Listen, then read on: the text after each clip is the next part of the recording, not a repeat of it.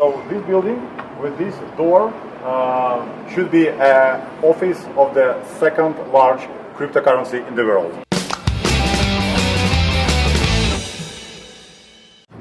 Hello everyone. Today is the time to talk a little bit about how we spent the first week of SwissCryptoChallenge. To be honest, if I would get one Bitcoin in the very beginning of the challenge without any other stuff that we have, for example the gasoline that was bought for fiat money, I think that I would fail the challenge on the second day. So there are still a lot of areas where Bitcoin and cryptocurrency penetration is miserably low, or basically no penetration at all, and the transportation is one of these. So officially you cannot buy gasoline, you cannot buy public transport tickets for Bitcoin, at least not in Switzerland now. So transportation would be impossible.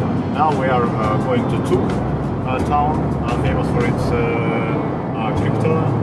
cryptocurrency usage, and we are doing this with a petroleum boat for fiat money.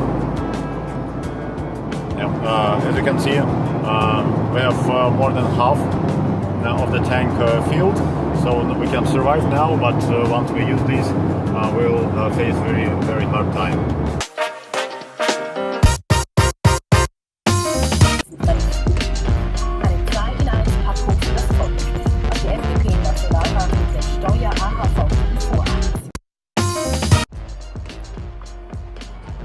Finally, we are in Zug town, that is famous for its cryptocurrency adoption, and guess where we are exactly? This is Zeughausgasse 7A, that is stated everywhere as a headquarters of Etherium Foundation. So this building with this door should be an office of the second large cryptocurrency in the world. Let's come closer and try to find it on the door wall. Here we're supposed to find Ethereum Foundation doorbell button. Let's see closer. Yeah, I see one empty button here. Something's called Victim May 4, some private names, and the only name Peer Partner Group, and someone called Tarasso. That is probably our Ethereum Foundation. Just in case I would not call here, I'm not sure, but you can see that there is really no any site of Ethereum Foundation, of the famous company that is supposed to be here. We could not find it, so that's life.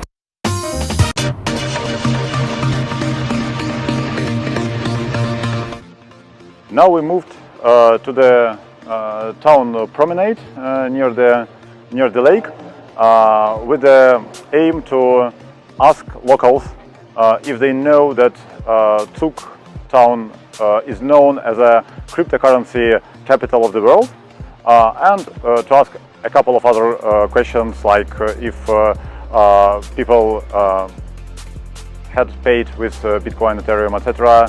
for something, or if they know any enterprises, businesses that sell some goods for Bitcoins in their town. So now I try to approach people, and if they would not run away from me in panic, then we probably can get some answers. Stay tuned.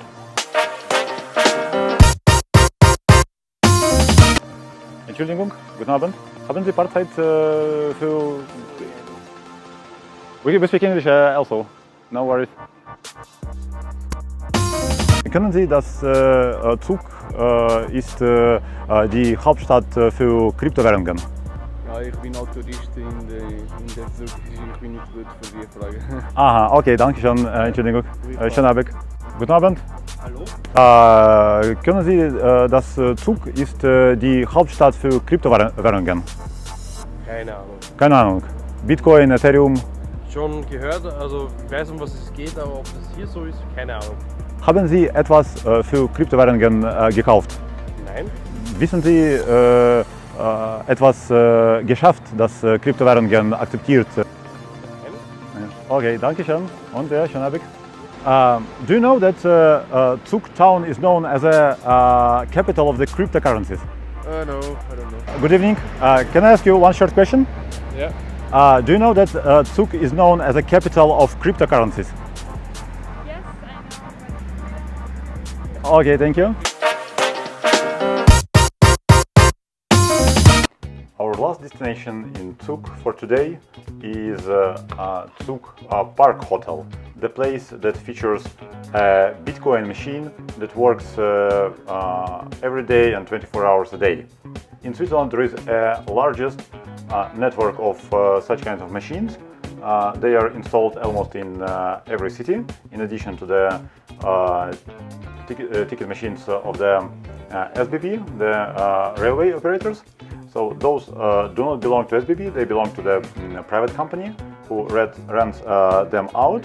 And this machine can, some of them at least, they can also buy paper money and exchange them into the bitcoins, and some of them can also do the vice versa. So they can, where you can withdraw the cash money from your Bitcoin wallet.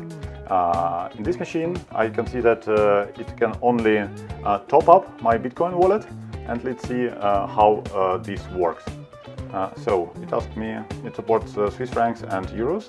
I select the Swiss francs, and now this machine prints something for me. Okay, this machine printed a paper wallet. Now I have to insert some money here. Oh, that was quick. And it says that for 20 francs I will get 0.002335 bitcoins, and this machine takes a fixed fee of 1.5 Swiss francs in addition to the exchange rate. So now I click buy bitcoins. It prints me a receipt. That's it. Now I will tell you how I solve the food problem. As I found out, there is no easy way to get raw products, raw food in Switzerland, because supermarkets are not yet accepting cryptocurrencies. But there are a few places that sell the ready-made food, some restaurants. One of them I visited during the last weekend. But the whole week I could survive thanks to the takeaway.com website that you see now. That basically is a marketplace between small eateries, small pizzerias, sushi shops, etc., and the customer. And this takeaway accepts cryptocurrencies. So it asks, the website itself is available in a large list of countries, not only European countries, but some exotic ones like Vietnam, for example.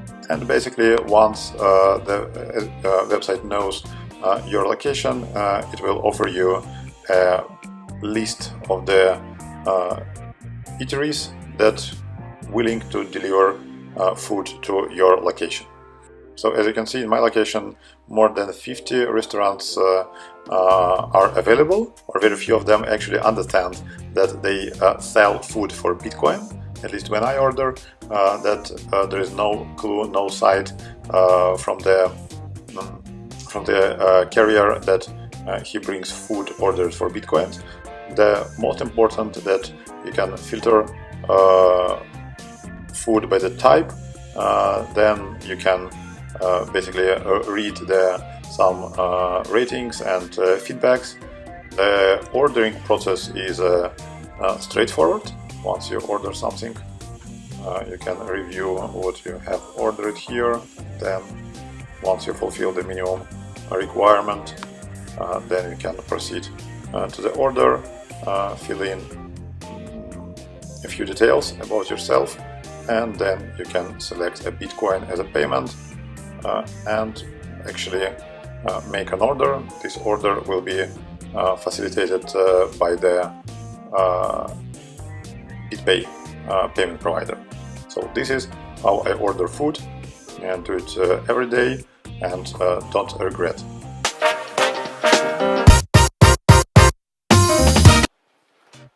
So, after struggling a lot of time with takeaway.com user interface, we can show you how we typically eat